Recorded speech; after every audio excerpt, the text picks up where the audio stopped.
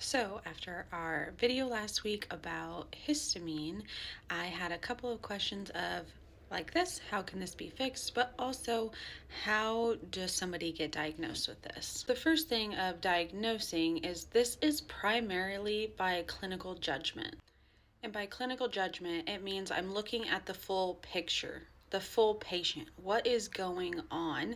There is not one specific test that I draw and I can say, yes, you have mast cell activation syndrome. That means when you come into the clinic, I'm going to be asking about lots of different systems of the body that may not make sense, but can all be connected to histamine intolerance or mast cell activation syndrome. Some of those can be, are we having nervous system issues? Are we having gut issues? Our bowels have been normal, but now we're having difficulty with bloating, or feeling full really early, or we're having diarrhea or constipation. Are we having skin reactions, breaking out in hives? Are we having migraines, headaches? Are we overall just feeling brain fogged or fatigued? Telling me about how the triggers are coming from the same thing. Are they coming from things you've had before and now you can't? So it's very much listening to what you've been going through and being able to identify, is this related to histamine or is this not? So then how it can be fixed can be a couple of different things. Sometimes, like I said, we start with labs and finding out, is there a root cause? But the treatment plan is very, very, very individualized. We are not going to have one person on the exact same plan as another person because the cause can be different for each person.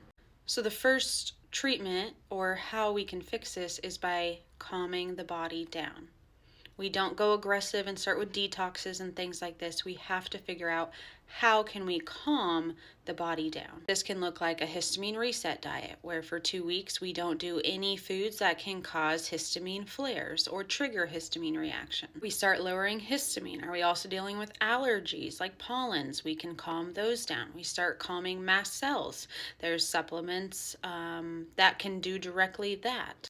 We start supporting the gut if our gut health is an issue. The whole first step is whatever is causing your body to not feel safe, we start helping the body feel safe. Then we can go into further treatment. At this stage is when we start really finding the root cause.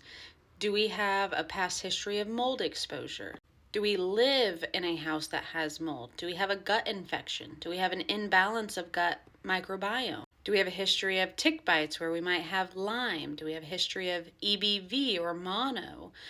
Trying to find the root of why we are having these mast cell activations is the treatment. And again, it is very individualized.